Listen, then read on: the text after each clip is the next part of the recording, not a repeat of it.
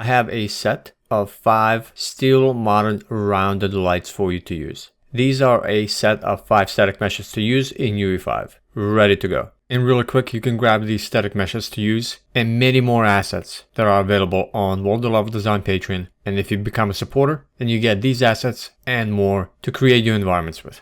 So here's what they look like and how to use them. Inside the static mesh folder, you'll find all the lights you need to use, and you just simply drag them into your level and place them anywhere. You can place them on the ceilings, or you can place them on the walls, as well as placing them on the floor. I went ahead and placed them on the ceiling. The 5 lights are, you have your large round circular light, then you have your triangular light, a smaller rounded medium light, then you have small rounded lights, and then capsule shaped lights.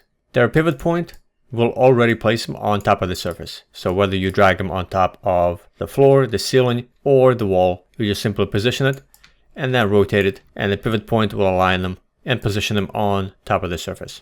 And if you need to, you can push them further in by removing this little border. So if, let's say, you want to take any of these lights and you want to make them more of an inset into the wall, just simply lower the grid down to 5, grab the light and just move it up, and just gives you a different look, different visual for the light.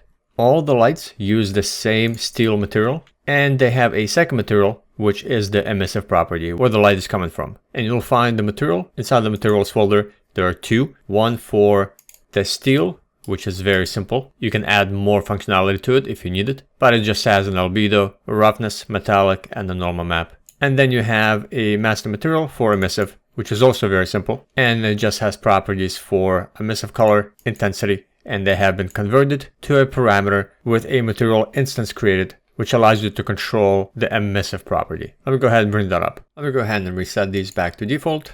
So you'll have them off. Let's go ahead and turn emissive color and intensity. Intensity allows you to control the intensity of the emissive light. So if I bump it up to 10, it will emit more light from that emissive property, from the emissive area. Just a note, I do have lights positioned underneath it, so I'm not using the emissive property solo. It's recommended that you have lights along with emissive lights together. You do not want to use only emissive to light your scene. You should introduce either a spotlight, a point light, or a rectangular light along with your emissive lights. Otherwise, you'll have artifacts and issues with your lighting. That's not going to look good. So you got to combine them two together. So that's what I did. I have lights underneath these emissive lights. But let me quickly go ahead and delete all these lights just to show you the lights solo.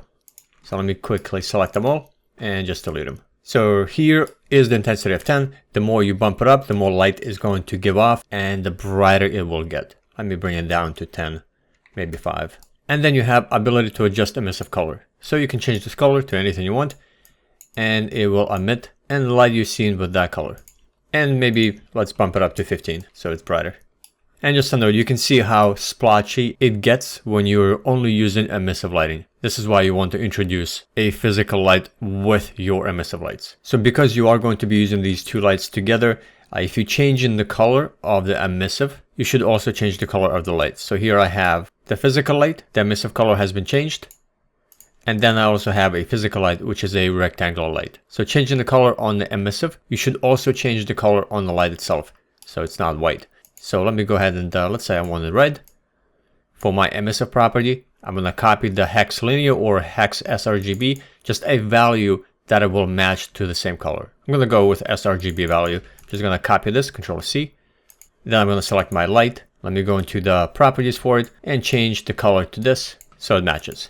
And now my light and my emissive property will both match. And it will look much better because I have a physical light and emissive light working together. So this is a great light to use. You have 5 total lights that you can change to. You can swap them out and have that ability to have different lights that are still modern looking lights. And one last thing, a very cool thing, and this is just a bonus for lighting. You can use these lights and then enable volumetric fog to make a really cool effect to use inside your scenes. So here I have the large rounded light. I've changed the color on it, and I also have a rectangular light underneath it that also has the color that matches the emissive color. And I want to have more of a glow, a fog, volumetric lighting effect coming from the light. So I'm going to go to exponential height fog. That's already been inserted inside this test scene. Enable volumetric fog. Then I'm going to increase the fog density. Let's go up to 0.9 maybe. This might be too strong. Let's go down to 0.1.